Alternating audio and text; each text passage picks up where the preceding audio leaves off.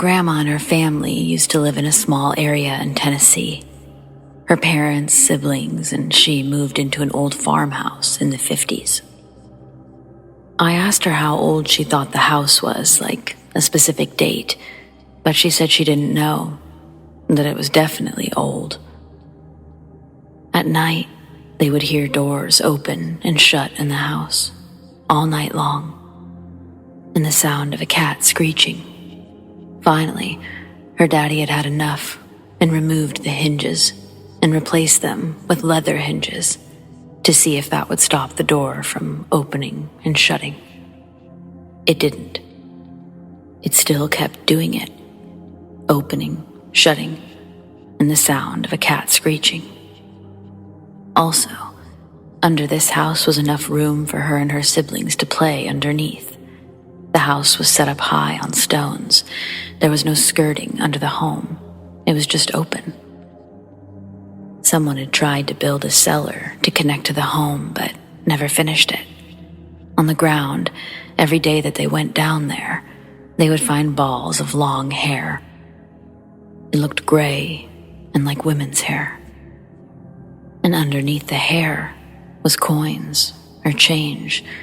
They would just toss the hair and grab the coins. Again, no explanation for this. One day, Grandma's mom got sick, so great-great-grandma, which was Grandma's mom's mother, came over to help with the kids and help her daughter.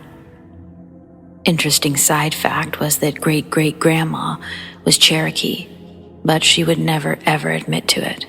I asked. She would always claim Black Dutch. She was terrified of being taken to Oklahoma, to a reservation. Anyway, great-great-grandma only stayed one night and got ready to leave before the sun came up. Grandma said her mama asked why she was leaving, to which she replied, "I seen a man and his wife pass through the dresser and into the wall. The wife was missing her head. I ain't staying in this house." She left and never came back to that house. Across the road, and across from the house where they lived, was an open field. In the field was a large 3-story home, a rancher-type house. In its heyday, it must have been beautiful, but now it looked weathered. The paint was peeling, and it looked like it had seen better days. Every night, on the top floor in one of the windows, everyone saw a candlelight flickering. Grandma's dad was curious, and one day, during sunlight of course, he walked over to the old house to see where the light could be coming from, and if anyone was living there. The kids came along. Great-grandpa walked inside. The house on the inside looked worse, and there was no way that someone could go up the stairs to the top floor because the stairs had rotted away. Meanwhile, Grandma's half-sister went to the cellar door of the old house and opened it. Down in the cellar was an old, tacky-looking man. He looked up and he said to her, "Come on in." Her sister slammed the door and ran. There were no steps that led into the cellar. I don't think they ever went back over to that rancher house again. They stayed in their house from when my grandma was 8 till she was 11, and the family moved.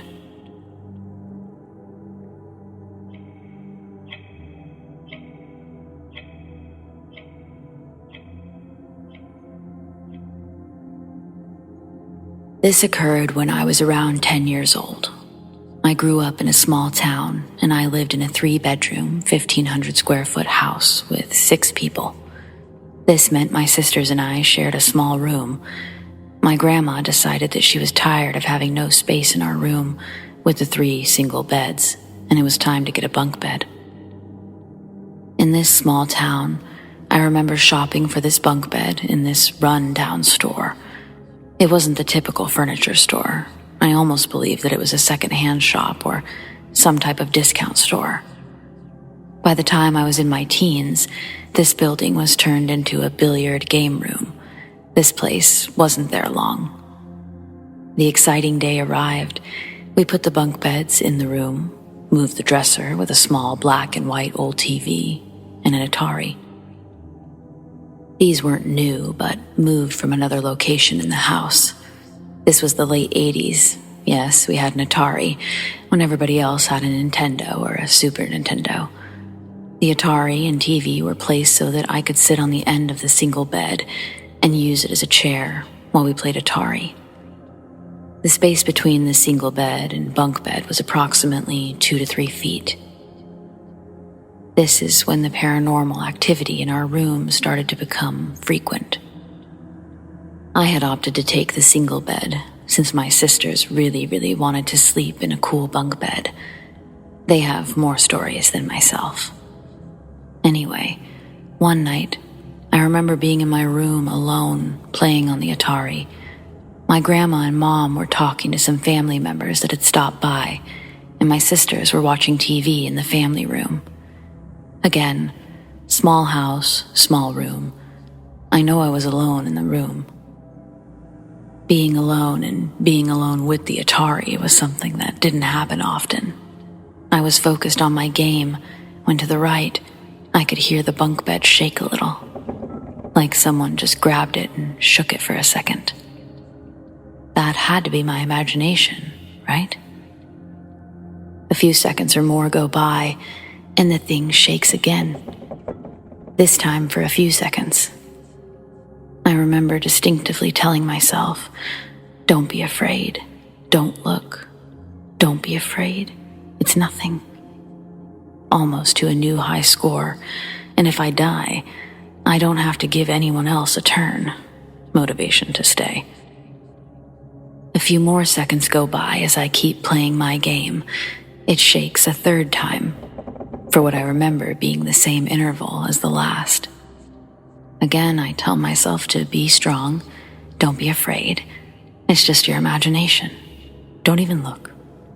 Well, with whatever was happening, I must have pissed it off with my lack of response or acknowledgement.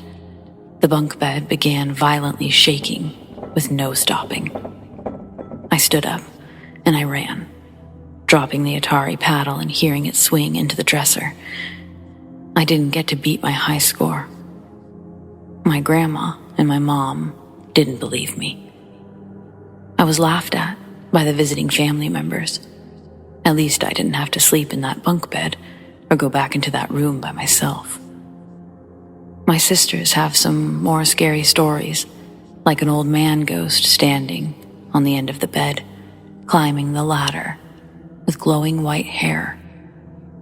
One was hearing glass shatter in the room and not being able to find the source. Quite a few more, but that was my personal scary story with it. We ended up having a house fire due to a malfunctioning AC unit 4 years later, and it destroyed that bed. After restoring the house and damages, my twin and I ended up moving back into that room with 2 single beds. The air in that room felt lighter and more free. Never had a haunting or paranormal experience in that room after that. Hence, we dubbed it the haunted bunk bed.